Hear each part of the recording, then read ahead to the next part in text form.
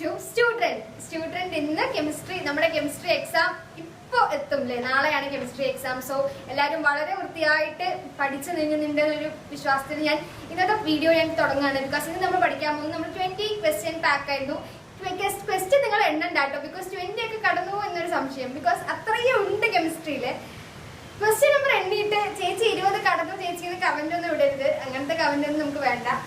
20 കടന്ന് എന്താണ് നമ്മൾ പഠിപ്പിക്കുന്നുണ്ടല്ലോ, സോ നമ്മൾ പഠിക്കും. അപ്പൊ നമുക്ക് ഇന്ന് എക്വിലിബ്രിയത്തിൽ നിന്ന് തുടങ്ങാം. ഓക്കെ, നെക്സ്റ്റ് ക്വസ്റ്റ്യൻ ആയിട്ട് എക്വിലിബ്രിയത്തിൽ നിന്ന് തുടങ്ങാം. നല്ല കാറ്റാണ് ഇവിടെ, സോ ഓഡിബിൾ ആയിരിക്കും എന്ന് വിചാരിക്കണോ. കേൾക്കുന്നില്ലെങ്കിൽ ഹെഡ്ഫോൺ ഒക്കെ വെച്ചൊന്ന് കേൾക്കുക. നമുക്ക് ഞാൻ മാക്സിമം സൗണ്ടിൽ തന്നെയാണ് പറയുന്നത്. എന്നാലും ഇടയിൽ എങ്ങാനും ഇവര് കാറ്റൊക്കെ ആയിട്ട് കേൾക്കുന്നില്ല എന്നെങ്കിൽ ഒന്ന് ഹെഡ്ഫോൺസ് ഒക്കെ യൂസ് ചെയ്തിട്ട് ഒന്ന് കേൾക്കാം. അപ്പൊ നമുക്ക് ഇക്വിലിബ്രിയത്തിലേക്ക് കിടക്കാം. ഇക്വിലിബ്രിയത്തിൽ നിന്ന് വളരെ വലിയൊരു മാർക്ക് ഓഫ് വെയിറ്റേജ് ഉള്ള ഒരു ചാപ്റ്റർ ആണ്. നമ്മുടെ മാർക്ക് വെയിറ്റേജിന്റെ വീഡിയോ നിങ്ങൾ കണ്ടിട്ടില്ലെങ്കിൽ പോയി കാണാം കേട്ടോ, സമയം ഉണ്ടെങ്കിൽ കണ്ടാൽ മതി. 7 മാർക്കാണ് ഇക്വിലിബ്രിയത്തിൽ നിന്ന് ചോദിക്കുന്നത് എന്നാണ് എന്റെ ഒരു ഓർമ്മ. 7 മാർക്കാണെന്നാണ് എനിക്ക് തോന്നുന്നത്. സോ ഞാൻ കുറച്ച് സംഭവങ്ങളൊക്കെ എഴുതി വെച്ചിട്ടുണ്ട്. സേക്കാർക്കും ഇംപ്രൂവ്മെന്റുകാർക്കും കോമൺ ആയിട്ട് പഠിക്കാൻ പറ്റുന്ന കുറച്ച് കാര്യങ്ങൾ, പ്രീവിയസിൽ ചോദിച്ച് കാണാറുള്ള കുറച്ച് ഇമ്പോർട്ടന്റ് ആയിട്ടുള്ള കുറച്ച് തിയറി പാർട്ടാണ്. സോ ഞാൻ ആദ്യം കൂടെ എഴുതിയിരിക്കുന്നത് നിങ്ങൾക്ക് കാണാം, ലേ ഷാറ്റ്ലിയാസ് പ്രിൻസിപ്പിൾ അല്ലെ. ലേ ഷാറ്റ്ലിയാർ എന്താണ് പറഞ്ഞത്, അല്ലെങ്കിൽ ലേ ഷാറ്റ്ലിയാസ് പ്രിൻസിപ്പിൾ എന്താണ്, വൃത്തിയായിട്ട് തന്നെ സ്റ്റേറ്റ് ചെയ്ത് പഠിക്കണം, വൃത്തിക്ക് പഠിക്കണം കേട്ടോ. It states that whenever there is change in concentration, pressure or temperature of a system at equilibrium, the system will try to readjust in such a way so as to cancel the effect of that change. ഒന്നും മനസ്സിലായിട്ടുണ്ടാവില്ല, ഞാൻ മലയാളത്തിൽ പറഞ്ഞുതരാം. സംഭവം എന്താണെന്ന് വെച്ച് കഴിഞ്ഞാൽ, ഒരു ഇക്വിലിബ്രിയത്തിൽ ഇരിക്കുന്ന ഒരു സിസ്റ്റം, സിസ്റ്റത്തിന്റെ കോൺസെൻട്രേഷനോ പ്രഷറോ ടെമ്പറേച്ചറിലോ എന്തെങ്കിലും ഒരു ചേഞ്ച് സംഭവിച്ചു കഴിഞ്ഞാൽ ആ സിസ്റ്റം തന്നെ അതിനെ റീഅഡ്ജസ്റ്റ് ചെയ്തിട്ട് തിരിച്ച് ഇക്വിലിബ്രിയത്തിൽ എത്താൻ വേണ്ടിയിട്ടുള്ള ശ്രമങ്ങൾ നടത്തും. ഇതാണ് എന്തെന്ന് പറയുന്നത്, ലേ ഷാറ്റ്ലിയാസ് പ്രിൻസിപ്പിൾ. ഇനി ഞാൻ ഒരു തവണയും കൂടെ വായിച്ച് നിങ്ങൾക്ക് മനസ്സിലാവുമല്ലോ. ഇപ്പൊ ഞാൻ മലയാളത്തിൽ അർത്ഥം പറഞ്ഞതില്ലേ, ഇനി ഞാൻ പറയുമ്പോൾ വൃത്തിക്ക് ശ്രദ്ധിച്ച് കേൾക്കണേ. It states that whenever there is a change in concentration, pressure or temperature of a system at equilibrium, the system will try to readjust in such a way so as to cancel the effect of that change. So as to cancel the effect of that change എന്ന് പറഞ്ഞാൽ എന്താണ്, അതായത് ആ ഇക്വിലിബ്രിയത്തിൽ നിന്ന് മാറുമല്ലോ. ഇതിലൊക്കെ change വന്നാൽ കോൺസെൻട്രേഷനിലും ടെമ്പറേച്ചറിലും പ്രഷറിലും ഒരു മാറ്റം സംഭവിച്ചു കഴിഞ്ഞാൽ ആ ഇക്വിലിബ്രിയത്തിൽ ഇരിക്കുന്ന സ്റ്റേറ്റ് ഇക്വിലിബ്രിയത്തിൽ നിന്നും ഒന്ന് വഴിതിരിഞ്ഞു പോകും അല്ലെ. അപ്പൊ അതിന് തിരിച്ച് ആ ഒരു ഇഫക്റ്റ്, ആ ഒരു ടെൻഡൻസി ക്യാൻസൽ ചെയ്ത് തിരിച്ച് ഇക്വിലിബ്രിയത്തിലേക്ക് കൊണ്ടുവരാൻ വേണ്ടിയിട്ട് ആ സിസ്റ്റം തന്നെ എന്ത് ചെയ്യുന്നു, ട്രൈ ചെയ്യും. എന്തിനാ, റീഅഡ്ജസ്റ്റ് ചെയ്യാൻ വേണ്ടിയിട്ട്. സോ ഇതാണ് നമ്മുടെ ലേ ഷാറ്റ്ലിയാസ് പ്രിൻസിപ്പിൾ എന്ന് പറയുന്നത്. സോ ലേ ഷാറ്റ്ലിയാസ് പ്രിൻസിപ്പിൾ ഇമ്പോർട്ടന്റ് ആണ്.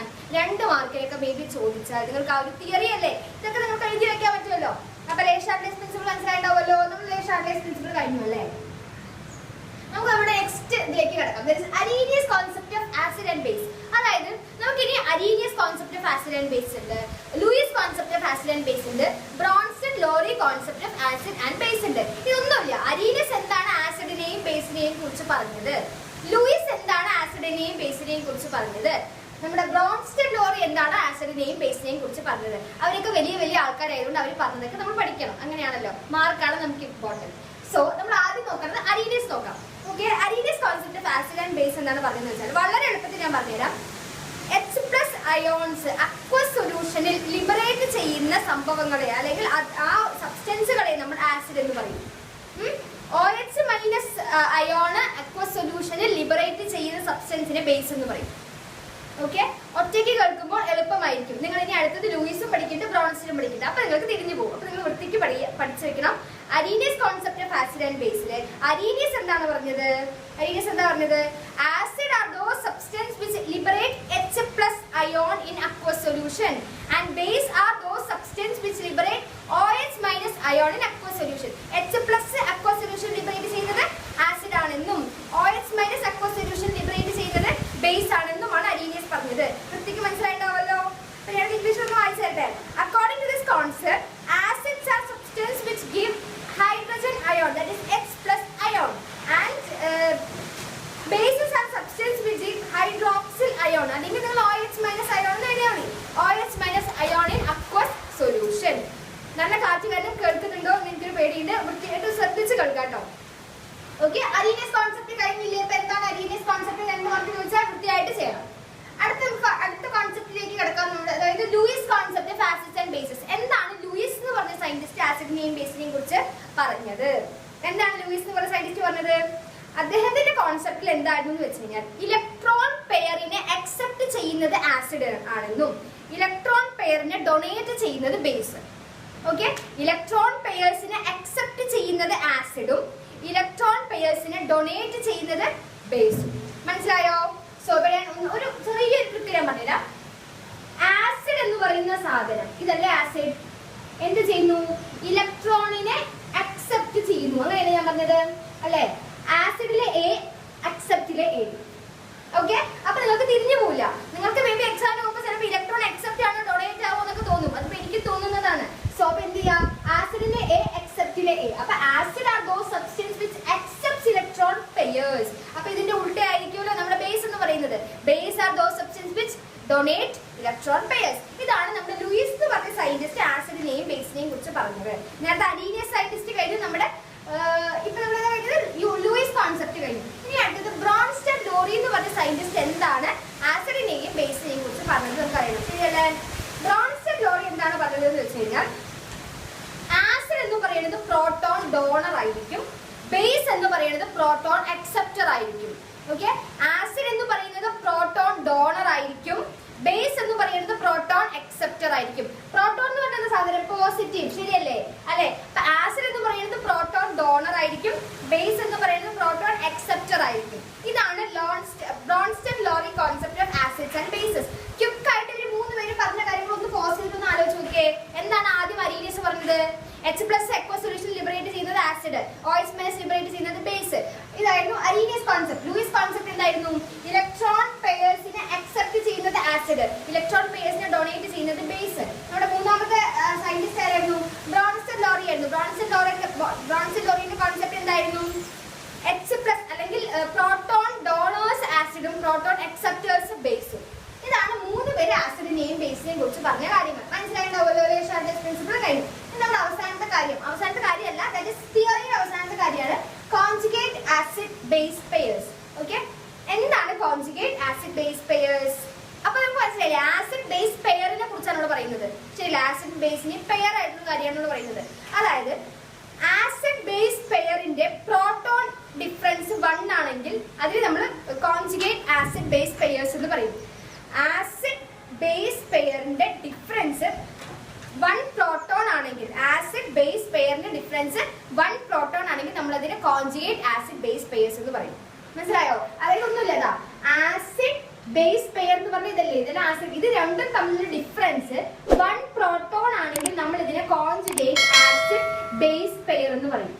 മനസ്സിലായോ? അതൊക്കെ ഷോർട്ട് ആയിട്ട് ഇങ്ങനെയൊന്നുമില്ല, ഞാൻ ജസ്റ്റ് എഴുതുന്നു മാത്രം. കോൺജുഗേറ്റ് ആസിഡ് ബേസ് പെയർ എന്ന് പറഞ്ഞാൽ 1 പ്രോട്ടോൺ ആണ് ഡിഫറൻസ്. വൃത്തിക്ക് ഓർത്ത് വെക്കുക. 1, 2, 3, 4, 5 ഈ 4 കാര്യങ്ങൾ വൃത്തിയായിട്ട് എക്സാമിന് ചോദിച്ചാൽ എഴുതാൻ പറ്റണം.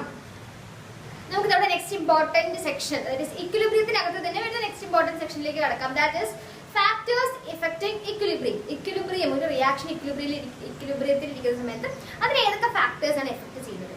ഞാൻ കുറച്ച് ഫാക്ടേഴ്സ് ഒക്കെ ബോർഡിൽ എഴുതി വെച്ചിട്ടുണ്ട് അല്ലെ? ആ ഓരോ ഫാക്ടേഴ്സും ഇതൊക്കെ നിങ്ങൾ എടുത്തപ്പോ ചോദിക്കുകയാണ് ഫാക്ടേഴ്സ് എഫക്റ്റിംഗ് ഇക്വിലിബ്രിയം എന്ന് ചോദിച്ചു കഴിഞ്ഞാൽ നിങ്ങൾ പേരിൽ പർട്ടിക്കുലർ ആയിട്ട് ചോദിക്കുക ചെയ്യാം. പ്രഷർ എങ്ങനെയാണ് ഇക്വിലിബ്രിയത്തിനെ എഫക്ട് ചെയ്യുന്നത്, ടെമ്പറേച്ചർ എങ്ങനെയാണ് എഫക്ട് ചെയ്യുന്നത്, അങ്ങനെയാണ് ചോദിക്കുക. മനസ്സിലാവുന്നുണ്ടോ? അപ്പൊ ഞാൻ ഇവിടെ കുറച്ച് ഫാക്ടേഴ്സ് ഒക്കെ എഴുതി വെച്ചിട്ടുണ്ട്. ഓരോ ഫാക്ടറായിട്ട് എക്സ്പ്ലെയിൻ ചെയ്തിട്ട് നമുക്ക് പോകാം. Change of concentration of the reactant and product. അതായത് റിയാക്ടന്റിന്റെ കോൺസെൻട്രേഷനിൽ വ്യത്യാസം വന്നു കഴിഞ്ഞാലോ പ്രോഡക്റ്റിന്റെ കോൺസെൻട്രേഷനിൽ വ്യത്യാസം വന്നു കഴിഞ്ഞാലോ ഇക്വിലിബ്രിയത്തിൽ എന്ത് മാറ്റം സംഭവിക്കുന്നു? അതാണല്ലോ നമ്മുടെ ഇഫക്ട് എന്ന് പറയുന്നത്. ഇക്വിലിബ്രിയത്തിൽ എങ്ങനെ അത് എഫക്ട് ചെയ്യുന്നു, ശരിയല്ലേ? ഞാൻ ആദ്യം എടുക്കുകയാണെങ്കിൽ ഞാൻ മലയാളത്തിൽ വൃത്തിക്ക് എക്സ്പ്ലെയിൻ ചെയ്തുതരാം, വൃത്തിയായിട്ട് കേൾക്കണം. റിയാക്ടന്റിന്റെ കോൺസെൻട്രേഷൻ കൂടിക്കഴിഞ്ഞാൽ റിയാക്ടന്റ് ഇവിടെ എന്താണ്? നമ്മൾ കൊടുക്കുന്ന സാധനം അല്ലെ, റിയാക്ഷനിൽ നമ്മുടെ ഇവിടെ വരുന്ന സാധനം, ഇതാണ് റിയാക്ടന്റ്, ഇത് പ്രൊഡക്റ്റ് ആണ്. ഇതാണ് റിയാക്ടന്റ്, ഇത് പ്രൊഡക്റ്റ്, ഇതൊക്കെ അറിയുന്നല്ലേ? അപ്പൊ റിയാക്ടന്റിന്റെ കോൺസെൻട്രേഷൻ കൂടി കഴിഞ്ഞു കഴിഞ്ഞാൽ ഇക്വിലിബ്രിയത്തിന്റെ direction shift in forward, equilibrium forward ഡിറക്ഷനിലേക്ക് ഷിഫ്റ്റ് ചെയ്യും. ഓക്കെ, അപ്പൊ ഒന്നുകൂടെ മലയാളത്തിൽ പറഞ്ഞുതരാം. റിയാക്ടന്റിന്റെ കോൺസെൻട്രേഷൻ കൂടി കഴിഞ്ഞു കഴിഞ്ഞാൽ ഇക്വിലിബ്രിയം ഫോർവേഡ് ഡിറക്ഷനിൽ ഷിഫ്റ്റ് ചെയ്യും. ഓക്കെ, മനസ്സിലായില്ലേ? റിയാക്ടന്റിന്റെ കേസിൽ എങ്ങനെയാണ് ഇക്വിലിബ്രിയത്തിന്റെ കോൺസെൻട്രേഷൻ ബാധിക്കുക എന്നുള്ളത്. അടുത്ത് നമുക്ക് പ്രോഡക്റ്റ് എടുക്കാം. ഇതിലേ ഇതിന്റെ പ്രോഡക്റ്റ് നമുക്ക് പ്രോഡക്റ്റ് പോലുള്ളതാണല്ലോ. പ്രോഡക്റ്റിന്റെ കോൺസെൻട്രേഷൻ കൂടി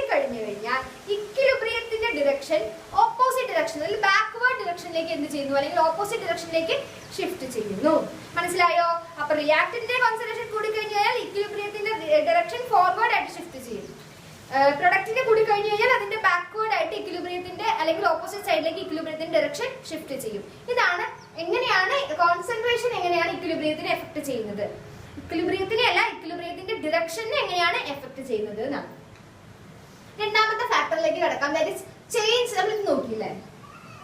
okay, change of temperature of the system. അതായത് ഒരു സിസ്റ്റത്തിന്റെ അല്ലെങ്കിൽ ഇതിന്റെ ടെമ്പറേച്ചർ കൂടുമ്പോഴും കുറയുമ്പോഴും. ഓക്കെ, ടെമ്പറേച്ചർ കൂടുമ്പോൾ എന്ത് മാറ്റം ഇക്വിലിബ്രിയത്തിന്റെ ഡയറക്ഷനിൽ സംഭവിക്കുന്നു, ടെമ്പറേച്ചർ കുറയുമ്പോൾ എന്ത് സംഭവിക്കുന്നു, അതാണല്ലോ. ടെമ്പറേച്ചർ കൂടുമ്പോൾ ഇക്വിലിബ്രിയത്തിന്റെ ഡയറക്ഷൻ എക്സോതെർമിക് ആയിട്ട് മാറും. മനസ്സിലാവുന്നുണ്ടോ? ടെമ്പറേച്ചർ കൂടുമ്പോൾ ഇക്വിലിബ്രിയത്തിന്റെ എൻഡോതെർമിക് ആയിട്ട് മാറും. സോറി ഇക്വിലിബ്രിയത്തിന്റെ ഡയറക്ഷൻ എൻഡോതെർമിക്കിലേക്കായിട്ട് മാറും. ടെമ്പറേച്ചർ കൂടുമ്പോൾ ഇക്വിലിബ്രിയത്തിന്റെ ഡയറക്ഷൻ എൻഡോതെർമിക് ആയിട്ട് മാറും. മനസ്സിലാവുന്നുണ്ടോ? എൻഡോ എക്സോ തിരിഞ്ഞു പോയിട്ട് എനിക്കിപ്പോ തെറ്റിപ്പോയി, വൃത്തിയായിട്ട് കേൾക്കണം. ടെമ്പറേച്ചർ കൂടുമ്പോൾ എൻഡോതെർമിക് ആയിട്ട് മാറും ട്ടാ. അപ്പൊ ഇതിന്റെ ഉൾട്ടയായിരിക്കുമല്ലോ നമ്മുടെ ടെമ്പറേച്ചർ കുറയുമ്പോൾ. ടെമ്പറേച്ചർ കുറയുമ്പോൾ ഡയറക്ഷൻ ഓഫ് ഇക്വിലിബ്രിയം എക്സോതെർമിക് ആയിട്ട് മാറും. മനസ്സിലായോ? ഒന്നുകൂടെ ഞാൻ റിപ്പീറ്റ് ചെയ്യാം. ടെമ്പറേച്ചർ എങ്ങനെയാണ് ഇക്വിലിബ്രിയത്തിനെ എഫക്ട് ചെയ്യുന്നത് എന്നല്ല നമ്മുടെ നെക്സ്റ്റ് കാറ്റഗറി അല്ലെങ്കിൽ നെക്സ്റ്റ് ഫാക്ടർ എന്ന് പറയുന്നത്. അത് എങ്ങനെയാണ്? ടെമ്പറേച്ചർ കൂടുമ്പോൾ ഇക്വിലിബ്രിയത്തിന്റെ ഡയറക്ഷൻ എൻഡോതെർമിക് ആയിട്ട് മാറുന്നു. ടെമ്പറേച്ചർ കുറയുമ്പോൾ ഇക്വിലിബ്രിയത്തിന്റെ ഡയറക്ഷൻ എക്സോതെർമിക് ആയിട്ട് മാറുന്നു. വളരെ എളുപ്പമാണ്, ഇമ്പോർട്ടന്റ് ആണ്, പഠിച്ചേക്കണേ. രണ്ടാമത്തെ കഴിഞ്ഞില്ലേ? എങ്ങനെയാണ് ടെമ്പറേച്ചർ എഫക്ട് ചെയ്യുന്നത് കഴിഞ്ഞില്ലേ? മൂന്നാമത്തേതിലേക്ക് കടക്കാം. Change in pressure. പ്രഷർ എങ്ങനെയാണ് ഇക്വിലിബ്രിയത്തിനെ എഫക്ട് ചെയ്യുന്നത്? ശരിക്കും പറഞ്ഞു കഴിഞ്ഞാൽ പ്രഷർ എല്ലാ ഇക്വിലിബ്രിയത്തിൽ ഇരിക്കുന്ന എല്ലാ റിയാക്ഷനെയും ടെമ്പറേച്ചർ എഫക്ട് ചെയ്യില്ല. ഓക്കെ, ഗ്യാസസ് അടങ്ങിയ റിയാക്ഷനുകളെ മാത്രമേ പ്രഷർ എന്ന സാധനം ബാധിക്കുള്ളൂ. മനസ്സിലായോ? ഗ്യാസസ് അടങ്ങിയിരിക്കുന്ന ഒരു ഇക്വിലിബ്രിയം റിയാക്ഷനെ മാത്രമേ പ്രഷർ ബാധിക്കുള്ളൂ കേട്ടോ. ഇതൊന്ന് കാര്യം ഓർത്തു വെക്കണേ, ഇത് ഓർത്തു വെക്കണം. അപ്പൊ എന്താ സംഭവം എന്ന് വെച്ച് കഴിഞ്ഞാൽ, പ്രഷർ കൂടിക്കഴിഞ്ഞാൽ പ്രഷർ കൂടിക്കഴിഞ്ഞു കഴിഞ്ഞാൽ ഇക്വിലിബ്രിയത്തിന്റെ ഡിറക്ഷൻ എങ്ങോട്ടേക്കാണ് മാറുക എന്ന് വെച്ച് കഴിഞ്ഞാൽ നമ്പർ ഓഫ് മോൾസ് എവിടെയാണോ കുറവ് അവിടേക്ക് മാറും. മനസ്സിലാവുന്നുണ്ടോ? ഒന്നും കൂടെ പറഞ്ഞു തരാം. പ്രഷറിന്റെ കേസ് എടുക്കുകയാണെങ്കിൽ ഗ്യാസസ് അടങ്ങിയ ഒരു ഇക്വിലിബ്രിയം റിയാക്ഷനിൽ മാത്രമേ പ്രഷർ ബാധിക്കുള്ളൂ. ഒന്നാമത് നിങ്ങൾ ഓർത്തു വെക്കേണ്ട കാര്യം. രണ്ടാമത്തെ കാര്യം എന്ന് പറയുന്നത്, പ്രഷറിൽ ചേഞ്ച്, പ്രഷർ കൂടുമ്പോൾ ഇക്വിലിബ്രിയത്തിന്റെ ഡിറക്ഷൻ ഏത് ഭാഗത്താണോ നമ്പർ ഓഫ് മോൾസ് കുറവ് ആ ഭാഗത്തേക്ക് ഷിഫ്റ്റ് ചെയ്യും. മനസ്സിലായോ? ഓക്കെ, ഇത് കഴിഞ്ഞു. ഇനി നാലാമത്തെ വളരെ ഈസി ആയിട്ടൊരു കാര്യമാണ് ഇഫക്റ്റ് ഓഫ് കാറ്റലിസ്റ്റ്. കാറ്റലിസ്റ്റ് നമുക്ക് പൊതുവെ അറിയുന്ന ഒരു കാര്യമാണ്. നമ്മളിപ്പോ പ്ലസ് ടു പ്രാക്ടിക്കൽസ് ഒക്കെ ചെയ്യുന്ന പ്ലസ് വൺ ആർക്ക് അറിയാൻ സാധ്യത കുറവാണ്. പ്ലസ് ടു ചെയ്യുന്ന ആൾക്കാർക്കൊക്കെ അറിയാം. പ്രാക്ടിക്കൽസ് ഒക്കെ ചെയ്യുമ്പോൾ കാറ്റലിസ്റ്റ് ഒക്കെ യൂസ് ചെയ്യാറുണ്ടല്ലോ. അതായത് ഒരു കെമിക്കൽ റിയാക്ഷൻ 10 മണിക്കൂർ എടുത്ത് ചെയ്യുന്ന ഒരു കാര്യമാണെങ്കിൽ അതിനെ 2 മണിക്കൂറിൽ തീർക്കാൻ വേണ്ടി നമ്മൾ ഉപയോഗിക്കുന്ന സാധനമാണ് കാറ്റലിസ്റ്റ്. നമ്മുടെ ഈസിനെസ് അല്ലെങ്കിൽ നമ്മുടെ റിയാക്ഷന്റെ ക്വിക്ക് ആയിട്ട് നടക്കാൻ വേണ്ടി, സ്പീഡായിട്ട് നടക്കാൻ വേണ്ടി ഉപയോഗിക്കുന്ന സാധനമാണ് കാറ്റലിസ്റ്റ്. ഓക്കെ, ഒരു കെമിക്കൽ റിയാക്ഷൻ കഴിയുമ്പോൾ കാറ്റലിസ്റ്റ് അതിൽ ഒരു റിയാക്ഷനിൽ പങ്കെടുക്കുന്നില്ല. മനസ്സിലായോ? ഒരു കെമിക്കൽ റിയാക്ഷനിൽ കാറ്റലിസ്റ്റ് ഒന്നിലും പങ്കെടുക്കുന്നില്ല. കാറ്റലിസ്റ്റ് സ്പീഡ് കൂട്ടാൻ വേണ്ടിയിട്ട്, സ്പീഡിൽ മാറ്റങ്ങൾ വരുത്താൻ വേണ്ടി ഉപയോഗിക്കുന്ന ജസ്റ്റ് ഒരു സാധനം മാത്രമാണ് കാറ്റലിസ്റ്റ്. ആ റിയാക്ഷനിൽ അത് പങ്കെടുക്കുന്നില്ല. അപ്പൊ ഇക്വിലിബ്രിയത്തിനെ കാറ്റലിസ്റ്റ് എന്ത് ചെയ്യുന്നില്ല? ബാധിക്കുന്നില്ല. ഇക്വിലിബ്രിയത്തിനെ അല്ല, ഇക്വിലിബ്രിയത്തിന്റെ ഡിറക്ഷനെ ഫോർവേഡ് ആയാലും ബാക്ക്വേർഡ് ആയാലും അതിനെ കാറ്റലിസ്റ്റ് എന്ന് പറഞ്ഞ സാധനം ഒരിക്കലും എഫക്ട് ചെയ്യുന്നില്ല. ഓക്കെ, അപ്പൊ 4 ഇമ്പോർട്ടന്റ് കാര്യമായിട്ടുള്ള റിയാക്ടന്റിന്റെ കോൺസെൻട്രേഷൻ, പ്രോഡക്റ്റിന്റെ കോൺസെൻട്രേഷൻ ഒരു ഫാക്ടർ, ടെമ്പറേച്ചറിന്റെ കാര്യം നിങ്ങൾ എൻഡോയും എക്സോയും ഓർത്തു വെക്കണം. പ്രഷറിന്റെ കാര്യം പ്രത്യേകിച്ച് ഓർത്തു വെക്കുക. ഗ്യാസ് അടങ്ങിയ ഒരു ഇക്വിലിബ്രിയം റിയാക്ഷനിൽ മാത്രമേ നടക്കുള്ളൂ. നമ്പർ ഓഫ് മോൾസ് എവിടെയാണോ കുറവ് ആ ഭാഗത്തേക്കാണ് ഷിഫ്റ്റ് ചെയ്യുക, ഡിറക്ഷൻ ഷിഫ്റ്റ് ചെയ്യുക. കാറ്റലിസ്റ്റിന്റെ കേസ് ആണെങ്കിൽ chemical reaction, that is equilibrium റിയാക്ഷനിൽ കാറ്റലിസ്റ്റ് എഫക്ട് ചെയ്യുന്നില്ല.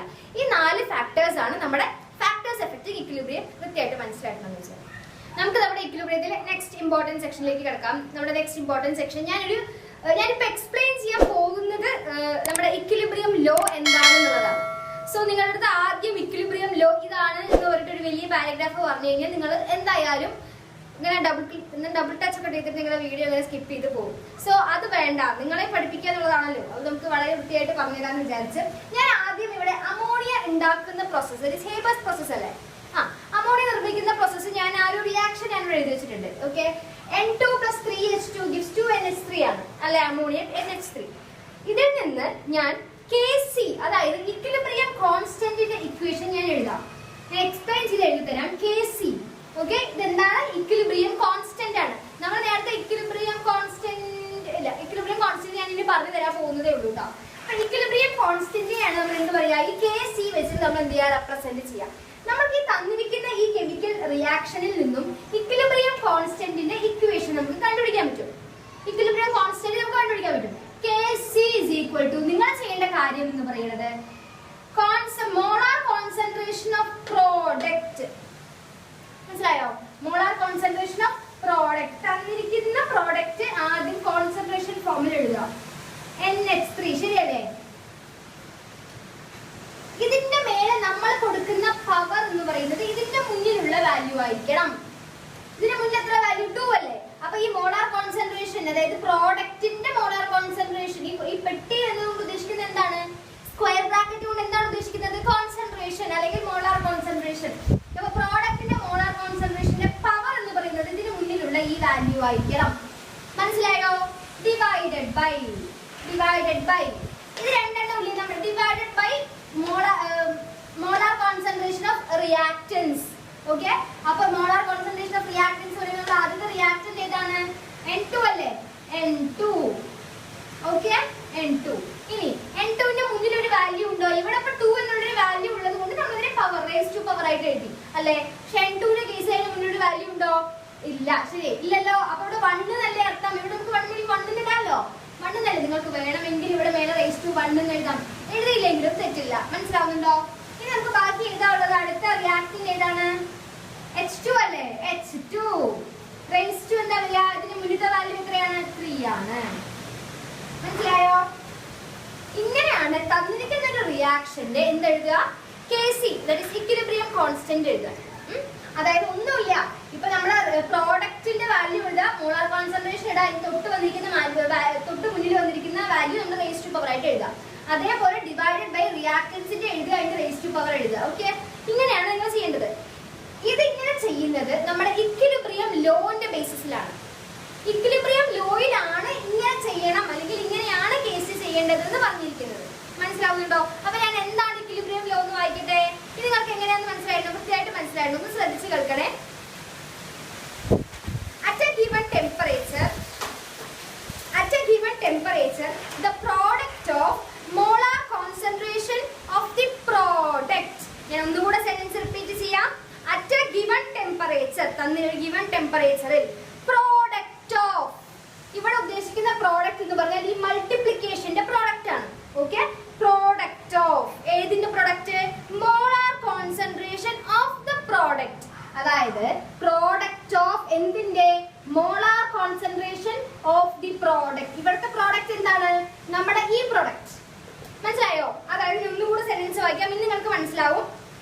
At a given temperature, the product of എന്ന് പറഞ്ഞു കഴിഞ്ഞാൽ ഈ multiplication, product of molar concentration of, molar concentration എന്ന് പറഞ്ഞാൽ molar concentration of ഏതിന്റെ molar concentration? The product. ഏതാണ് the product എന്നതുകൊണ്ട് ഉദ്ദേശിക്കുന്നത്? ഏതാണ്? നമ്മുടെ റിയാക്ഷന്റെ പ്രോഡക്റ്റ്. മനസ്സിലായോ? At a given temperature, the product of molar concentration of the product divided by നമ്മൾ ഇതിനെ എന്ത് വെച്ചിട്ടാ ഡിവൈഡ് ചെയ്തത്? divided by that of the reactant. നമ്മുടെ റിയാക്റ്റന്റിന്റെ മോളാർ കോൺസെൻട്രേഷൻ. മനസ്സിലായി? ഇപ്പൊ 2 റിയാക്റ്റന്റ് ഉണ്ടെങ്കിൽ 2 എണ്ണം, ഒരെണ്ണമാണെങ്കിൽ ഒരെണ്ണം, ഒരു പ്രൊഡക്റ്റ് ഉണ്ടെങ്കിൽ ഒരെണ്ണം. നമുക്ക് ഇവിടെ ഇപ്പൊ എങ്ങനെയാണ്? നമുക്ക് ഒരു പ്രൊഡക്റ്റ് അല്ലേ ഉള്ളൂ, അപ്പൊ നമ്മൾ ഒന്നല്ലേ എഴുതിയുള്ളൂ. അതേപോലെ അപ്പൊ divided by that of the reactant with each concentration term raised to a power, equal to its coefficient in the balanced chemical equation has a constant value. നിങ്ങൾക്ക് ജസ്റ്റ് ഞാൻ കാര്യം പറഞ്ഞു തന്ന പോലെ തന്നെയാണ്. പ്രോഡക്റ്റ് 2 എണ്ണം കൂടെയാണ് നമ്മുടെ ഏതിൽ വരിക? അതിന്റെ പ്രോഡക്റ്റ് ആയിട്ടാണ് നമ്മുടെ ന്യൂമറേറ്റർ ആയിട്ട് വരിക. മനസ്സിലാവുന്നുണ്ടോ? റിയാക്റ്റന്റിന്റെ മോളാർ കോൺസെൻട്രേഷൻ ആയിരിക്കും ഡിനോമിനേറ്ററിൽ വരിക. ഇതിന്റെ റേസ് ടു പവർ അല്ലെങ്കിൽ കോൺസെൻട്രേഷൻ പവർ എന്ന് പറയുന്നത് നമ്മുടെ ഓരോ സാധനത്തിന്റെയും കോഎഫിഷ്യന്റ് ആയിരിക്കും. മനസ്സിലാവുന്നുണ്ടോ?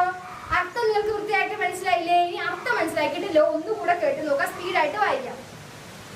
At a given temperature, the product of molar concentration of the product divided by that of the reactant with each concentration term raised to a power equal to its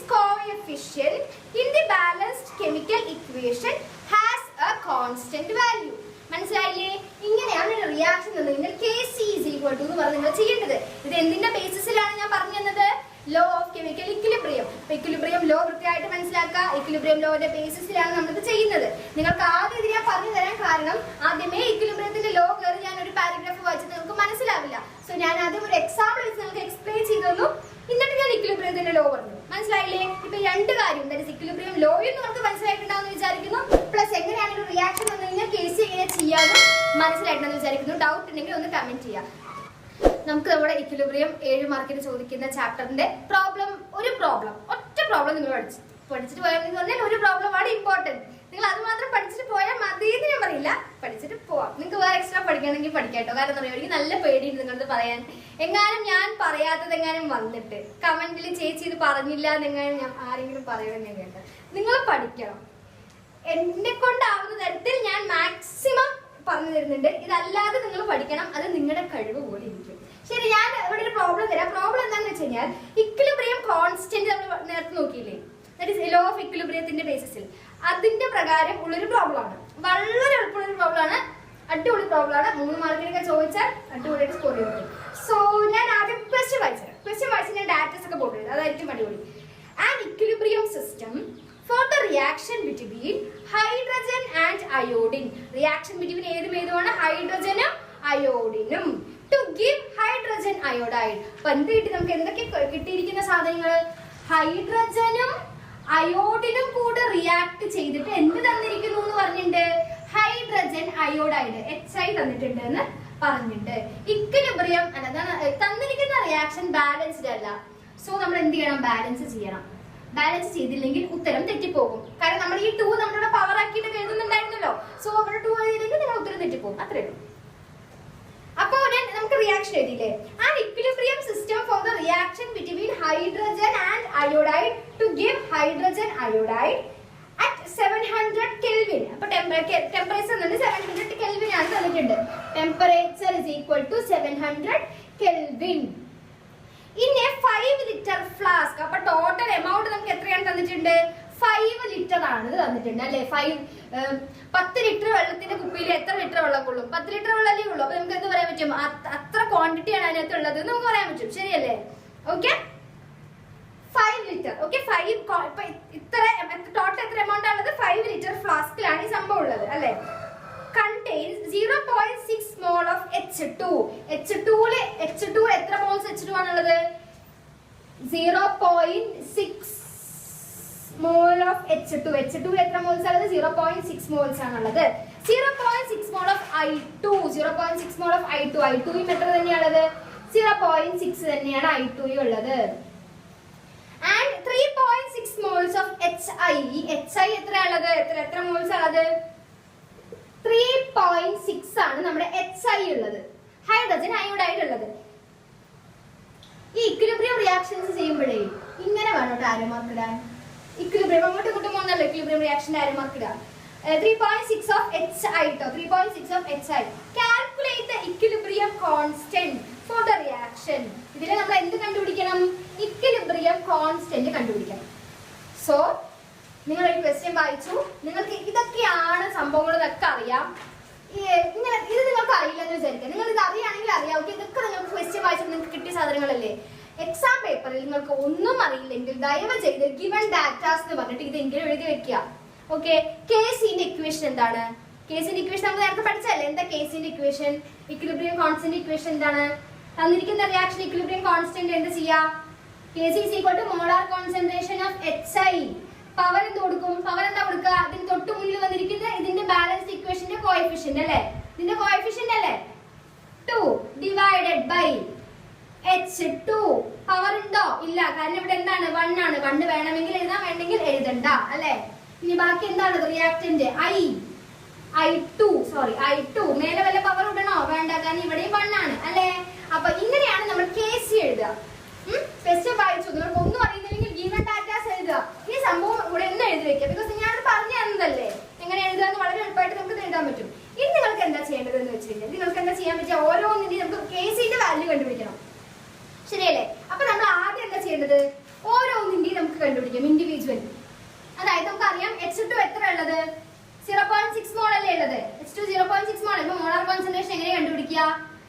H2 ന്റെ 0.6 അതായത് അതിനകത്തുള്ള number of moles divided by total എത്ര ഉള്ളത്, total എത്ര amount 5 litres അല്ലേ പറഞ്ഞിരിക്കുന്നത്, 5 litre അല്ലേ, divided by 5 is equal to calculator ഉണ്ടാവുമല്ലോ, കാൽക്കുലേറ്റർ മറക്കാതെ കൊണ്ടുപോകില്ലേ, is equal to 0.12 mole per litre. Okay, mole per litre. അപ്പൊ അതേ അടുത്തത് നിങ്ങൾ ചെയ്ത് നോക്കൂ. I2 ന്റെ വാല്യൂ 0.6 തന്നെയല്ലേ, 0.6 ഡിവൈഡഡ് ബൈ 5 അല്ലെ, എത്ര വാല്യൂ വരിക 0.12, നമ്മൾ നേരത്തെ അതേ വാല്യൂ മോൾ പെർ ലിറ്റർ. ഇനി അടുത്ത ഏതാണുള്ളത്, HI ന്റെ അല്ലേ, HI ഹൈഡ്രജൻ അയോഡൈഡ്. HI ന്റെ വാല്യൂ എത്രയാണ് 3.6, ടോട്ടൽ എത്ര ഉള്ളത് 5, 3.6 ഡിവൈഡഡ് ബൈ 5 എത്രയാ 0.72 മോൾ പെർ ലിറ്റർ. കാൽക്കുലേറ്റർ ഇല്ലാത്തതുകൊണ്ടാണ് ഞാൻ ബുക്ക് വാല്യൂ നോക്കി എഴുതിയത്. നിങ്ങളുടെ കയ്യിൽ കാൽക്കുലേറ്റർ ഉണ്ടാവും. ഓക്കെ, കമന്റിൽ അയ്യേ ചേച്ചി ബുക്ക് നോക്കി എഴുതിയെന്ന് ഒരാൾ അങ്ങനെ പറയുന്നുണ്ടായിരുന്നു. ചേച്ചി കയ്യിൽ എഴുതിയിട്ടാണ് പറഞ്ഞത്. നിങ്ങൾക്കൊക്കെ കാൽക്കുലേറ്റർ ഉണ്ട്, എന്റെ കയ്യിൽ കാൽക്കുലേറ്റർ ഇല്ല. ശരി, അപ്പൊ H2 ന്റെ ഓരോ ഇൻഡിവിജ്വൽ വാല്യൂസ് കണ്ടുപിടിക്കാം. വളരെ എളുപ്പമാണ്. തന്നിരിക്കുന്ന ഡാറ്റയിൽ നിങ്ങൾക്ക് ടോട്ടൽ എത്രയാണ് തന്നിരിക്കുന്നത് നോക്കാം. ഇൻഡിവിജ്വലി ഡിവൈഡ് ചെയ്യാം. മോൾ പെർ ലിറ്റർ ആണ് യൂണിറ്റ്. വൃത്തിക്ക് യൂണിറ്റ് എഴുതിയിരിക്കും, ടീച്ചർമാര് വട്ടപ്പൂജ ഇട്ടരും. സോ HI എത്രയാണ് 3.6 ഡിവൈഡഡ് ബൈ 5. അപ്പൊ ഇൻഡിവിജ്വലി എല്ലാം കണ്ടുപിടിച്ചു. ഇനി നിങ്ങൾക്ക് എന്താ ചെയ്യാൻ പറ്റുക, നമ്മുടെ ഈ ഇക്വേഷനിൽ ഈ വാല്യൂ ഇട്ട് ചെയ്ത് കൊടുക്കുക, അത്രേ ഉള്ളൂ. Kc is equal to HI എന്താണ്, HI ന്റെ വാല്യൂ എന്താ കണ്ടുപിടിച്ചത് നമ്മൾ 0.72 അല്ലേ, 0.72 അല്ലേ, 0.72 മാത്രം എഴുതിയാൽ മതിയോ, മേൽ എന്താ ഉള്ളത് സ്ക്വയർ ഇല്ലേ, സ്ക്വയർ ഉണ്ട്, ഡിവൈഡഡ് ബൈ ഇനി എന്താ ഉള്ളത് H2 നമ്മൾ കണ്ടുപിടിച്ച് വെച്ചിട്ടുണ്ടല്ലോ, H2 എവിടെയാ 0.12 ഇൻറ്റു ഇനി ഇവിടെ എന്താ ഉള്ളത് I2 അല്ലേ, I2 നമ്മൾ കണ്ടുപിടിച്ച് വെച്ചില്ലേ 0.12. ഫൈനൽ ആൻസർ എന്താണ് 36.0. ഇതാണ് നമ്മുടെ എന്തെന്ന് പറയുന്നത് Kc ന്റെ വാല്യൂ. ക്വിക്ക് ആയിട്ട് ഞാൻ ഒന്നുകൂടെ പറഞ്ഞുതരാം. നമ്മൾ തന്നിരിക്കുന്ന ക്വസ്റ്റ്യനിൽ ഒരിക്കലും റിയാക്ഷൻ തരും നമുക്ക് ഗ്യാരണ്ടി പറയാൻ പറ്റില്ല. ക്വസ്റ്റ്യൻ വായിച്ചിട്ട് റിയാക്ഷൻ ആദ്യം എഴുതി വെക്കുക. ബാലൻസ്ഡ് റിയാക്ഷൻ അല്ല തന്നിരിക്കുന്നെങ്കിൽ നമ്മൾ ബാലൻസ് ചെയ്ത് എഴുതാം. ബാലൻസ് റിയാക്ഷൻ നമുക്ക് പറ്റുള്ളൂ. ബിക്കോസ് ഇത് വളരെ വളരെ ഇമ്പോർട്ടന്റ് ആണ്. മുന്നിലുള്ള സാധനങ്ങൾ ഇമ്പോർട്ടന്റ് ആണ്. തന്നിരിക്കുന്ന ഗിവൺ ഡാറ്റാസ് പറഞ്ഞിട്ട് തന്നെ ആൻസർ ഷീറ്റിൽ വൃത്തിക്ക് എഴുതുക. ഓക്കെ, ഇനി നമുക്ക് തന്നിരിക്കുന്ന കേസിന്റെ റിയാക്ഷനും റിയാക്ടിന്റെ പ്രൊഡക്റ്റ് വെച്ച് Kc വാല്യൂ സബ്സ്റ്റിറ്റ്യൂട്ട് ചെയ്ത് വെക്കുക.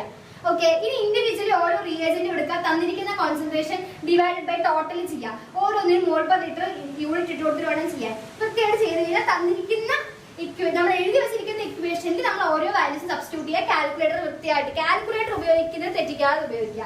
ഫൈനൽ ആൻസർ എഴുതി വെക്കുക. ഇത്രയേ ഉള്ളൂ. വളരെ വളരെ ഈസി ആയിട്ട് നമുക്ക് ഇക്വിലിബ്രിയം കോൺസ്റ്റന്റിന്റെ പ്രോബ്ലം വന്നാൽ ചെയ്യാൻ പറ്റും. ക്വസ്റ്റ്യൻ മനസ്സിലായിട്ട് നമുക്ക് നമ്മുടെ നെക്സ്റ്റ് ലെസന്റെ നെക്സ്റ്റ് ഇമ്പോർട്ടന്റ് ക്വസ്റ്റ്യനിലേക്ക് കിടക്കാം. അതായത് നമ്മുടെ ഇക്വിലിബ്രിയം കഴിഞ്ഞു. നമ്മുടെ അടുത്ത 3 മാർക്ക് ചോദിക്കാൻ സാധ്യതയുള്ള 3 മാർക്ക് വെയിറ്റേജ് ഉള്ള ചാപ്റ്റർ ആയിട്ടുള്ള റിഡോക്സ് റിയാക്ഷൻസിന് ഇമ്പോർട്ടന്റ് ആയിട്ടുള്ള ഒരു കാര്യമാണ് ബാലൻസിംഗ് കെമിക്കൽ റിയാക്ഷൻ അല്ലെ. തന്നിരിക്കുന്ന ഒരു റിയാക്ഷനെ ബാലൻസ് ചെയ്യുക. നമ്മളൊരു 7th-ലും 8th 9th അപ്പോഴൊക്കെ നമുക്ക് അറിയാം പൊതുവേ ഇങ്ങനെ സാധാ ഡമ്മി ആയിട്ട് നമ്മൾ ബാലൻസ് ചെയ്ത് 2 ഇട്ടൊക്കെ ബാലൻസ് ചെയ്യില്ലേ, ഇത് പറഞ്ഞ റേഞ്ച് ബാലൻസിംഗ് ആണ്. നമ്മൾ വളരെ ബുദ്ധിപരമായിട്ട് നമ്മൾ നീങ്ങിയിട്ട് ചെയ്യേണ്ട കാര്യമാണ്. ഈസി ആണോ എന്ന് ചോദിച്ചാൽ ഈസിയാണ്, എല്ലാം ഈസി ആണോ. ശരി, ഞാൻ ആദ്യം റിയാക്ഷൻ എഴുതാം. നിങ്ങൾക്ക് അറിയുന്നതായിരിക്കും. ഞാൻ ആദ്യം എഴുതാം. Fe2 plus Cr2O7 2 minus gives Fe3 plus Cr3 plus. Okay, നമുക്ക് ആദ്യം ഒരു റിയാക്ഷൻ വന്നു കഴിഞ്ഞാൽ നമ്മൾ അതിന് എങ്ങനെയാണ് ഓരോ സ്റ്റെപ്പ് വൈസ് ഞാൻ പറയാം. ഓരോ സ്റ്റെപ്പ് ഫോളോ ചെയ്തിട്ട് അടുത്ത സ്റ്റെപ്പ് അങ്ങനെയാണ് ചെയ്യേണ്ടത്.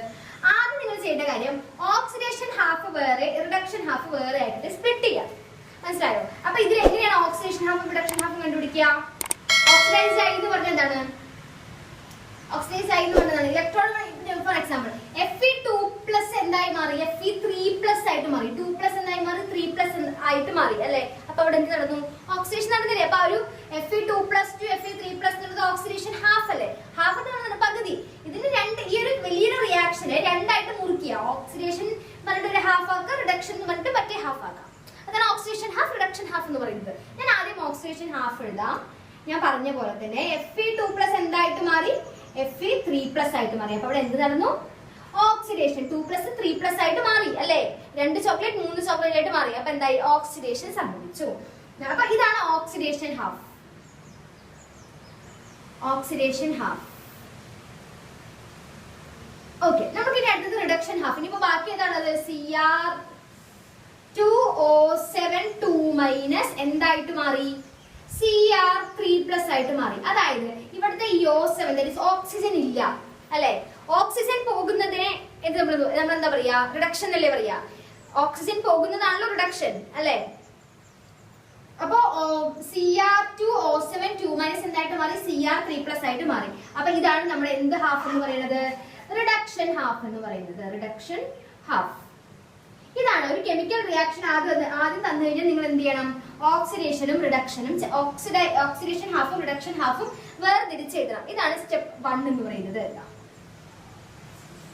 ഓക്കെ, ഇനി നിങ്ങൾ ചെയ്യുന്ന രണ്ടാമത്തെ കാര്യം എന്ന് പറയുന്നത് ഓക്സിജനും ഹൈഡ്രജനും അല്ലാതെയുള്ള എലമെന്റുകളെ ബാലൻസ് ചെയ്യുക. നമ്മൾ നോർമലി ഞാൻ പറഞ്ഞില്ലേ 7ാം ക്ലാസ് 8ാം ക്ലാസ്സിൽ ചെയ്ത ബാലൻസിങ്, ആ തരത്തിലുള്ള ബാലൻസിങ് ആണ്. അപ്പൊ ആദ്യം എന്ത് ചെയ്യുക?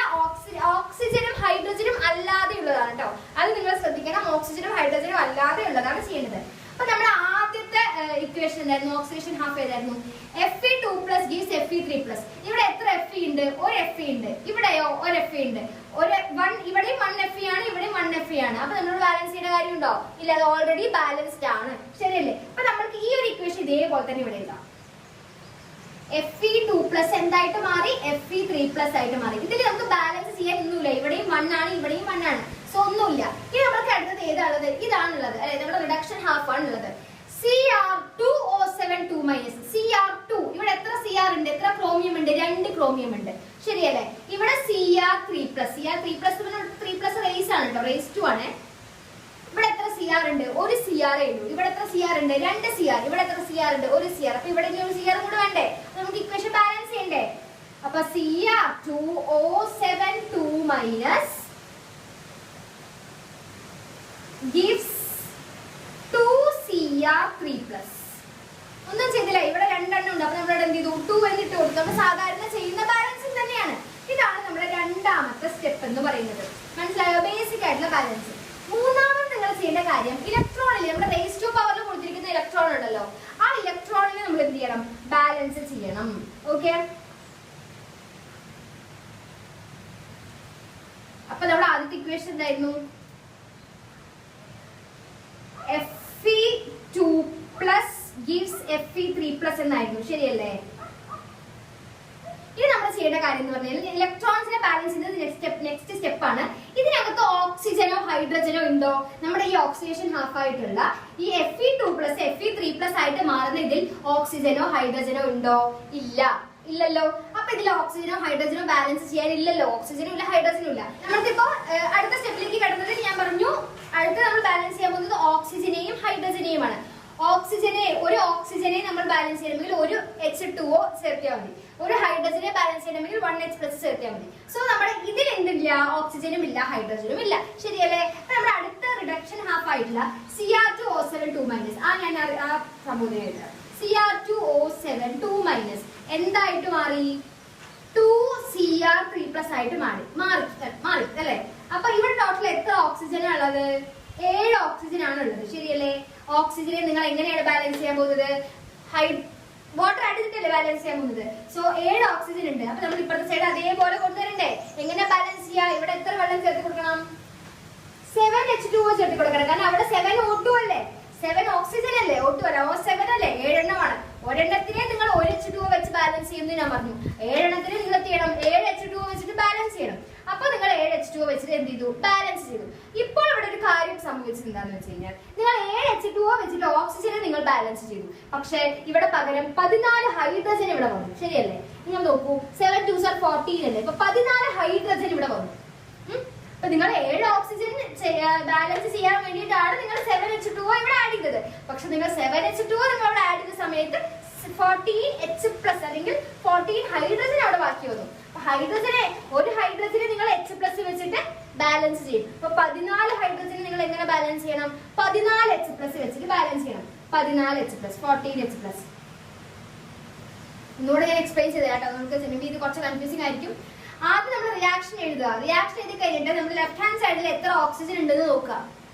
എത്ര ഓക്സിജൻ ആണുള്ളത്? 7 ഓക്സിജൻ ആണുള്ളത്, O7 7 ഓക്സിജൻ ആണുള്ളത്. ഒരു ഓക്സിജനെ നിങ്ങൾ ഒരു H2O വെച്ചിട്ട് ബാലൻസ് ചെയ്യും, 7 ഓക്സിജനെ നിങ്ങൾ 7 H2O വെച്ചിട്ട് ബാലൻസ് ചെയ്യണം അല്ലേ. അങ്ങനെയാണെങ്കിൽ O7 വരെ നമ്മൾ ഇപ്പുറത്തെ സൈഡ് 7 H2O ആഡ് ചെയ്തു.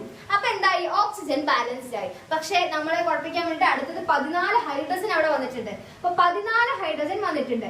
ഒരു ഹൈഡ്രജനെ നിങ്ങൾ ഒരു H+ വെച്ചിട്ട് ബാലൻസ് ചെയ്യുമെങ്കിൽ 14 ഹൈഡ്രജനെ നിങ്ങൾ ഇപ്പുറത്തെ സൈഡ് 14 H+ വെച്ചിട്ട് വേണം ബാലൻസ് ചെയ്യാൻ. ഇതുവരെ മനസ്സിലായില്ലേ? ഇങ്ങനെയാണ് ഓക്സിജനും ഹൈഡ്രജനും ബാലൻസ് ചെയ്യാം. മനസ്സിലായോ? ഈ സ്റ്റെപ്പ് കൺഫ്യൂഷൻ ഉണ്ട് എന്ന് കുറച്ച് പേര് ഇങ്ങനെ പറഞ്ഞു കേൾക്കാറുണ്ട്. സംഭവം ഇതിപ്പോ മനസ്സിലായിണ്ടാവുമല്ലോ. ഡൗട്ട് എങ്ങനെ കാണിക്കാം. നമ്മളിനി അടുത്തത് ഇലക്ട്രോണുകളെ ആഡ് ചെയ്തിട്ട് ചാർജ് ബാലൻസ് ചെയ്യാൻ പോകണം. ഇതിപ്പോ മൂന്നാമത്തെ സ്റ്റെപ്പ് അല്ലേ. നാലാമത്തെ സ്റ്റെപ്പിൽ നമ്മൾ ചെയ്യാൻ പോകുന്നത് ഇലക്ട്രോണുകളെ ആഡ് ചെയ്തിട്ട് ചാർജ് ബാലൻസ് ചെയ്യാൻ പോകണം, അയോണിക് ചാർജ് ബാലൻസ് ചെയ്യാൻ പോകണം. സോ നാലാമത്തെ സ്റ്റെപ്പിൽ നമ്മൾക്കറിയാം നമ്മുടെ ആദ്യത്തെ ഓക്സിഡേഷൻ ഹാഫ് എന്താണ്? Fe2+ എന്തായിട്ട് മാറി? Fe3+ ആയിട്ട് മാറി അല്ലേ. ഇവിടെ എത്ര ചാർജ് ഉണ്ട്? 2 ചാർജ് ഉണ്ട്, 2+ ഉണ്ട്. ഇവിടെ എത്ര ഉണ്ട്? 3+ ഉണ്ട്. ശരിയല്ലേ? 3+ ഉണ്ട്. ഇലക്ട്രോണിന് പോസിറ്റീവ് ചാർജ് ആണോ നെഗറ്റീവ് ചാർജ് ആണോ? ഇലക്ട്രോണിന് നെഗറ്റീവ് ചാർജ് ആണ്. അതായത് എന്താ പറയാ, ഞാൻ കാണിച്ചു തരാം. ഇലക്ട്രോൺ നെഗറ്റീവ് ചാർജ് ആണ് കേട്ടോ, അത് ഓർത്ത് വെക്കണേ. അപ്പൊ ഇവിടെ 2 Fe2+ ആണ്, ഇവിടെ ചാർജ് 2+ ആണ്, ഇവിടെ 3+ ആണ്. നമ്മൾ ഈ 3നെ 2 ആക്കണമെങ്കിൽ എന്ത് ചെയ്താൽ മതി? 3 ചോക്ലേറ്റ് ഉണ്ട് അല്ലെ. 3 ചോക്ലേറ്റിനെ 2 ചോക്ലേറ്റ് ആക്കണമെങ്കിൽ 1 ചോക്ലേറ്റ് എന്ത് ചെയ്താൽ മതി? കഴിച്ചാൽ പോരെ. അതേപോലെ നമ്മളിവിടെ എന്ത് ചെയ്യാ? ഒരു ഇലക്ട്രോണിനെ ആഡ് ചെയ്ത് കൊടുക്കണം.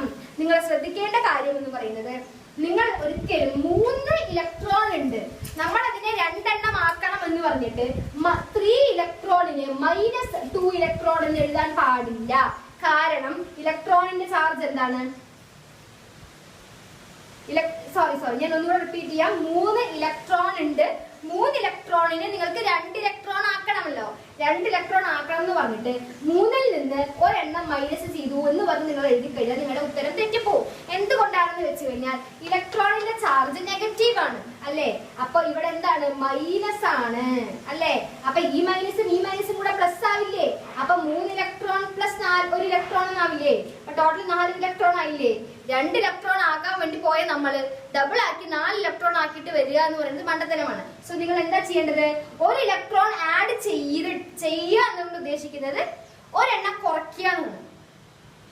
മനസ്സിലാവുന്നുണ്ട്? ഞാൻ ഇനി പറഞ്ഞ് കൺഫ്യൂസ് ചെയ്യിപ്പിക്കുന്നില്ല. അപ്പൊ നിങ്ങൾ ഒന്നുകൂടെ റിയാക്ഷൻ വെച്ച് ഞങ്ങൾക്ക് പറഞ്ഞുതരാം.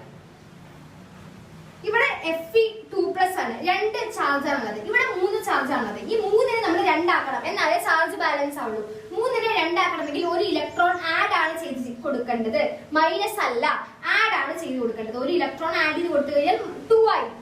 കാരണം ഇലക്ട്രോണിന്റെ ചാർജ് നെഗറ്റീവ് ആണ്. നിങ്ങളുടെ 1 ആഡ് ചെയ്തുകൊണ്ട് ഉദ്ദേശിക്കുന്നത് ഈവണ്ടോ നിങ്ങൾ ആഡ് ആണ് ചെയ്തതെങ്കിലും ചെയ്യുമ്പോൾ അതേ നമുക്ക് റിയാക്ഷനിലെ 1 ഇലക്ട്രോൺ കുറഞ്ഞിട്ടാണ് വരിക. ഇലക്ട്രോൺ നെഗറ്റീവ് ചാർജ് നെഗറ്റീവ് ആയതുകൊണ്ട്. സോ നമുക്ക് ഇപ്പൊ എന്ത് കിട്ടി? Fe2+ Fe3++1 ഇലക്ട്രോൺ കിട്ടിയില്ലേ.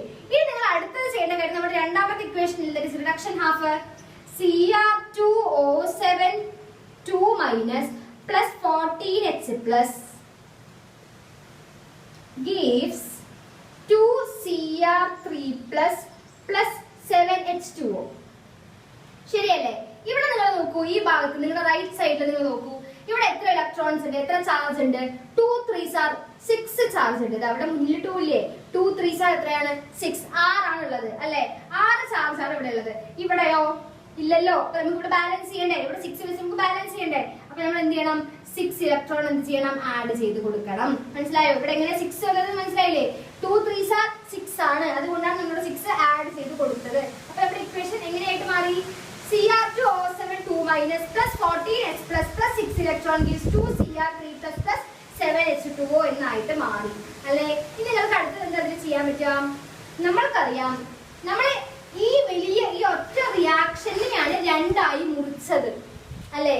അവസാനം നിങ്ങൾ അത് എഴുതുമ്പോൾ ഒരുമിച്ച് ചേർത്ത് എഴുതണം അല്ലെ. അങ്ങനെ നമ്മൾ നോക്കുകയാണെങ്കിൽ ഒരുമിച്ച് ചേർത്ത് എഴുതുമ്പോൾ നിങ്ങളൊരു കാര്യം ശ്രദ്ധിക്കുക. ഇവിടെ 6 ഇലക്ട്രോൺ ഉണ്ട് അല്ലെ. നമ്മുടെ ഫസ്റ്റ് ഹാഫ് റിയാക്ഷനിൽ ഒരു 6 ഇലക്ട്രോൺ നമ്മൾ ആഡ് ചെയ്ത് കൊടുക്കണ്ടേ? ഓവറോൾ രണ്ടും കൂടെ കൂട്ടുമ്പോൾ 6 ഇലക്ട്രോൺ എന്ന സാധനം എക്സസ് ആയിട്ട് വരില്ലേ? കാരണം ഇവിടെ മാത്രമല്ലേ 6 ഉള്ളൂ. ഇവിടെ 6 ഇലക്ട്രോൺ ഇവിടെ ഇല്ലല്ലോ. അപ്പൊ നമ്മൾ രണ്ടും കൂടെ കൂട്ടുമ്പോൾ ഈ 6 ഇലക്ട്രോണിന്റെ ബാലൻസിംഗിൽ ബുദ്ധിമുട്ട് വരുമല്ലോ, ബാലൻസ്ഡ് ആവില്ലല്ലോ. സോ നമ്മൾ എന്ത് ചെയ്യണം? നമ്മുടെ ഒന്നാമത്തെ ഇക്വേഷനിൽ ദാറ്റ് ഈസ് നമ്മുടെ ഓക്സിഡേഷൻ ഹാഫിലും കൂടെ 6 ഇലക്ട്രോൺ ഇവിടെയും ആഡ് ചെയ്ത് കൊടുക്കണം. മനസ്സിലായോ? ഞാൻ പറഞ്ഞുതരാം എങ്ങനെ ചെയ്യേണ്ടത്. ഞാൻ പറഞ്ഞുതരാം. ഞാൻ ഒന്നാമത്തെ സ്റ്റെപ്പ് ഞാൻ വായിക്കാട്ടോ. ഒന്നാമത്തെ സ്റ്റെപ്പ് വായിച്ചത് ഞാൻ മേലേക്കൊക്കെ എഴുതി കാണിച്ചു തരാം.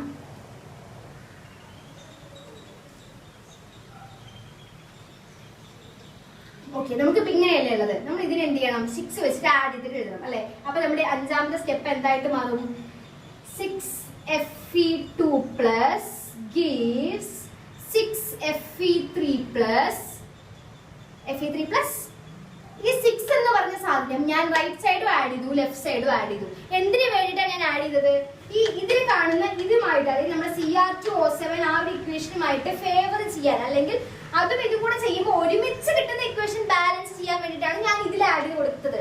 ശരിക്കും പറഞ്ഞാൽ ഈ അയണിന് ഈ 6 അല്ലെങ്കിൽ ഈ 6 എന്ന് പറഞ്ഞ നമ്പർ വേണ്ട. വെറുതെ, അതായത് ഇതിന് വേണ്ടി, ഇതിന് ബാലൻസ്, ഇതുമായിട്ട് കണക്ട് ചെയ്യുമ്പോൾ ബാലൻസ് ചെയ്ത് കിട്ടാൻ വേണ്ടിയിട്ടാണ് ഞാൻ ഇത് ആഡ് ചെയ്ത് കൊടുത്തത് അല്ലെ. ശരിക്കും പറഞ്ഞാൽ ഈ സാധനം ഇതിന് വേണ്ടാത്തതാണ് അല്ലെ. അപ്പൊ നമ്മൾ എന്ത് ചെയ്യണം? ഇതിന്റെ കൂടെ ബാലൻസ് ചെയ്യാൻ വേണ്ടിയിട്ട് ഞാൻ ഈ 6fe2 പ്ലസ് ഈ ഭാഗത്തും ആഡ് ചെയ്തു. ഇനി നമ്മൾക്ക് ടോട്ടൽ ഇതിന് വേണ്ടാത്തൊരു സാധനമല്ലേ. അപ്പൊ നിങ്ങൾ എന്ത് ചെയ്യണം? 6 ഇലക്ട്രോൺ ഓവറോൾ റിയാക്ഷനിൽ നിന്നും മൈനസ് ചെയ്യണം. മനസ്സിലായോ? ഓക്കെ, എന്താ നമ്മൾ ചെയ്തെന്ന് വെച്ച് കഴിഞ്ഞാൽ ഇതിന്റെ ബാലൻസ് ഒരുമിച്ച് ചേർത്തുമ്പോൾ ഇതിന് കിട്ടാൻ ഇതും കൂടെ ബാലൻസ് ആവാൻ വേണ്ടിയിട്ട് 6 ഇലക്ട്രോൺ ഇവിടെ ഉള്ളത് കൊണ്ട് നമ്മുടെ ഈ റിയാക്ഷന്റെ റൈറ്റിലും ലെഫ്റ്റിലും എലമെന്റിന്റെ കോഎഫിഷ്യന്റ് ആയിട്ട് 6 നമ്മൾ ചേർത്തത്. പക്ഷെ ഇത് ഈ 6 എന്ന് പറഞ്ഞ വാല്യൂ നമ്മൾ ഇങ്ങനെ ഇട്ട് കൊടുത്തു കഴിഞ്ഞാൽ നമ്മുടെ ഈ റിയാക്ഷനെ ബാധിക്കും. വെറുതെ നിങ്ങൾക്ക് തോന്നുന്ന 3, 4, 5 ഒന്നും നമ്മുടെ റിയാക്ഷനിൽ ഇട്ട് കൊടുക്കാൻ പാടില്ല. സോ നിങ്ങൾ എന്ത് ചെയ്യണം? 6 രൂപ കടയിൽ 6 രൂപ നിങ്ങളുടെ കടയ്ക്ക് പോയി, കടയിൽ നിന്ന് 6 രൂപ കടക്കാരൻ ഇങ്ങോട്ടേക്ക് തന്നു. മനസ്സിലായോ? നിങ്ങൾ തിരിച്ച് അതേ 6 രൂപ അങ്ങോട്ടേക്ക് കൊടുത്തു. അപ്പൊ നിങ്ങളുടെ കയ്യിലുള്ള ഓവറോൾ പൈസ നിങ്ങൾക്ക് ലാഭവും നഷ്ടവും ഉണ്ടായിട്ടുണ്ടോ? ഇല്ലല്ലോ, 0 അല്ലേ. തന്ന പൈസ നിങ്ങൾ അങ്ങോട്ടും കൊടുക്കുകയാണ്, ശരിയല്ലേ? അതേപോലെ നമ്മൾ കൊണ്ടുവന്ന സാധനം 6 കൊണ്ടുവന്നു, നമ്മൾ അതേ സാധനത്തിനോട്ട് മൈനസും ചെയ്തു. അപ്പൊ ഓവറോൾ ആ ഒരു കെമിക്കൽ ഇക്വേഷൻ ഉണ്ടായി, ബാലൻസ്ഡ് ആയി, ശരിയല്ലേ? അങ്ങനെ നിങ്ങൾ ചെയ്യണം. എത്രയാണോ നിങ്ങൾ ആഡ് ചെയ്ത് കൊടുക്കുന്നത് അതേ തന്നെ ആ ഒരു റിയാക്ഷന്റെ മൈനസും ചെയ്തിരിക്കണം. അപ്പൊ നമ്മുടെ ഈ ഇക്വേഷൻ കൂടെ ഞാൻ എഴുതട്ടെ, തൊട്ട് താഴെ കിടക്കുന്ന ഇക്വേഷൻ മേലേക്കാക്കി എഴുതട്ടെ. ഇതിനെ നമ്മൾ ചേഞ്ച് ചെയ്ത് ഇങ്ങനെ എഴുതിയില്ലേ? ഈ ഇക്വേഷൻ കൂടെ ഞാൻ മേലേക്കാക്കി എഴുതാം. Cr2O7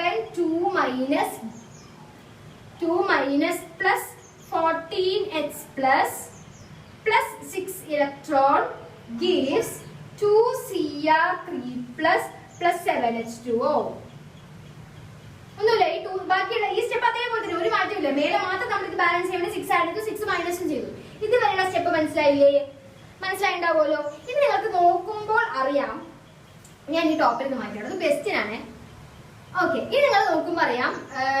ഇവിടെയും 6 ഇലക്ട്രോൺ ഉണ്ട്, നമ്മുടെ ഇവിടെയും 6 ഇലക്ട്രോൺ ഉണ്ട് അല്ലെ. ഇവിടെയും ഞാനിത് ഒരുമിച്ച് എഴുതിയിട്ട് കാണിച്ചു തരാം, നിങ്ങൾക്ക് ഒരുപാട് കൺഫ്യൂസ്ഡ് ആവുന്നുണ്ടായി. സോ ഞാൻ 2 ഇക്വേഷൻ കൂടെ ആഡ് ചെയ്ത് എഴുതാം. അതാണ് നമ്മുടെ 6ാമത്തെ സ്റ്റെപ്പ്. ഞാൻ 2നെ മുറിച്ചിട്ടാണ് എഴുതിയിരുന്നത് തുടക്കത്തിൽ. ഇത് നമ്മൾ ഒരുമിച്ച് ആഡ് ചെയ്ത് എഴുതാലോ.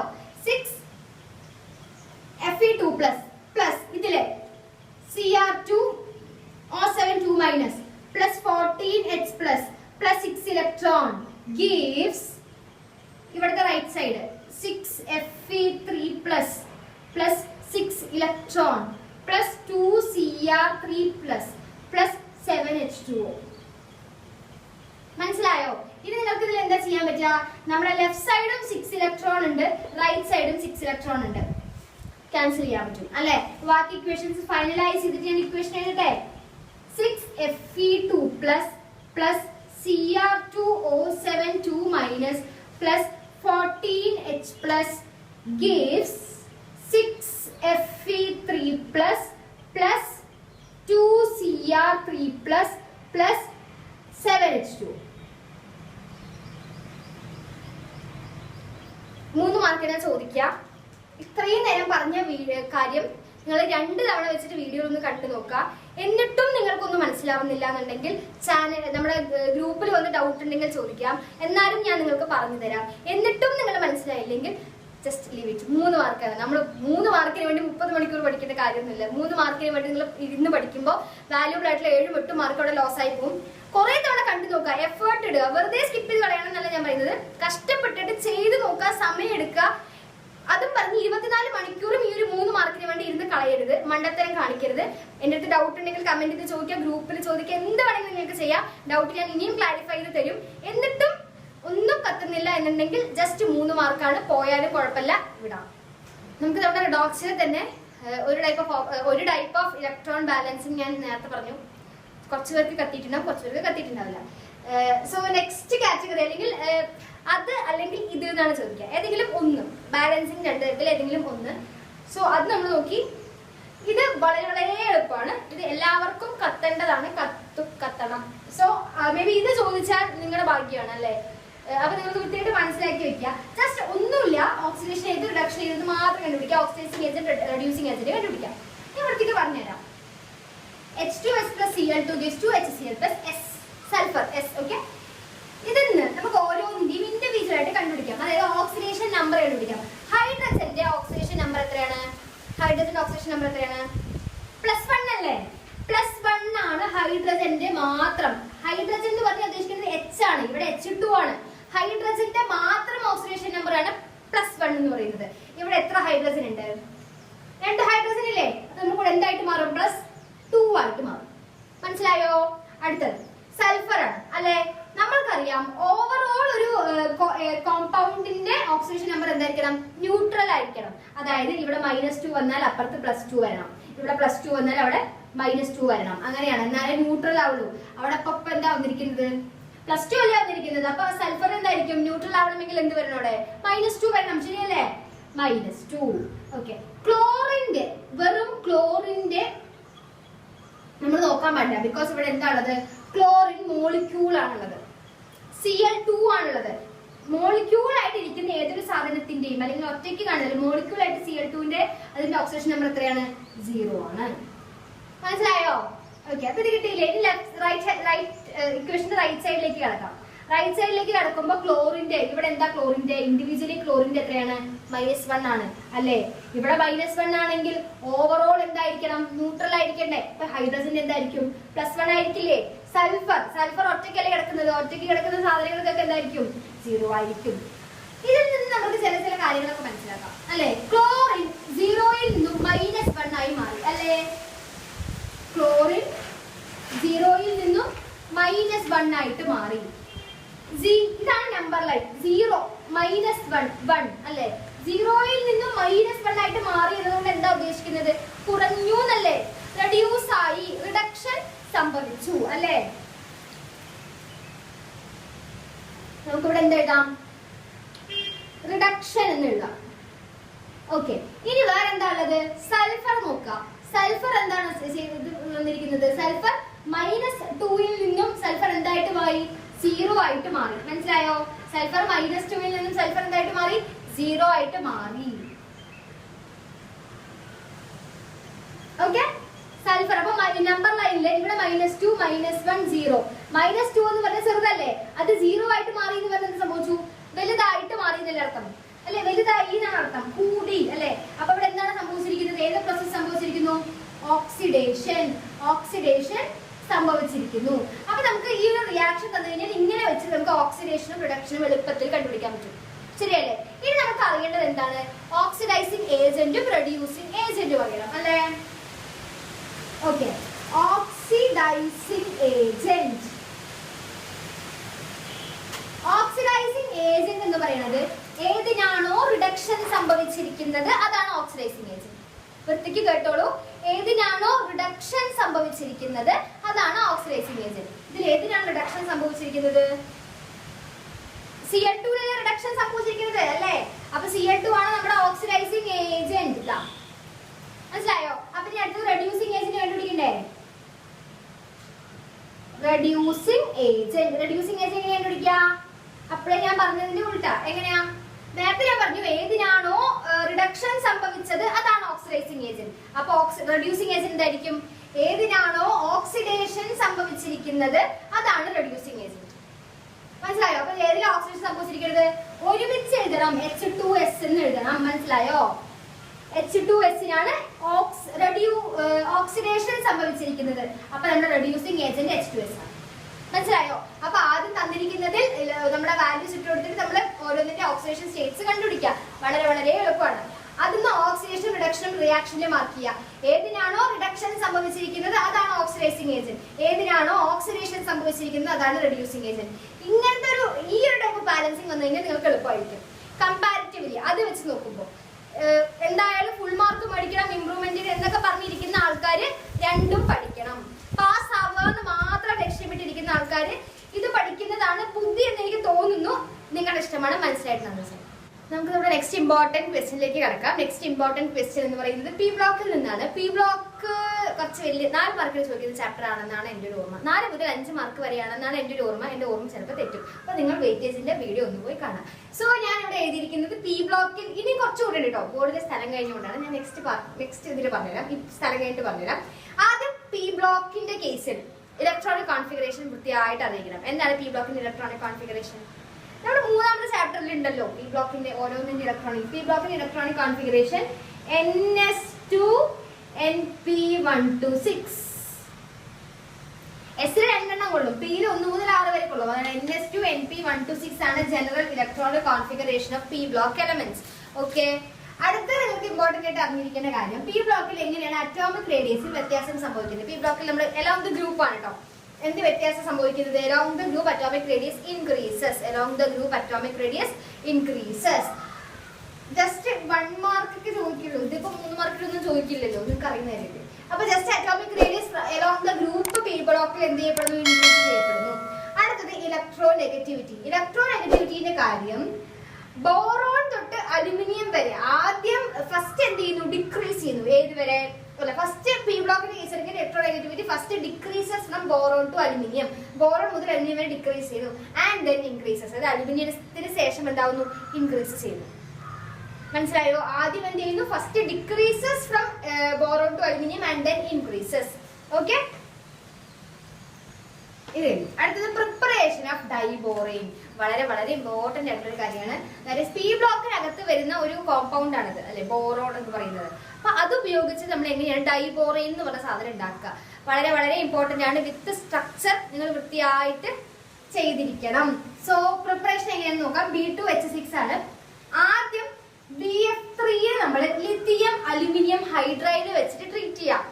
ഓക്കെ, ലിത്തിയം അലുമിനിയം ഹൈഡ്രൈഡ് വെച്ചിട്ട് ട്രീറ്റ് ചെയ്യാം.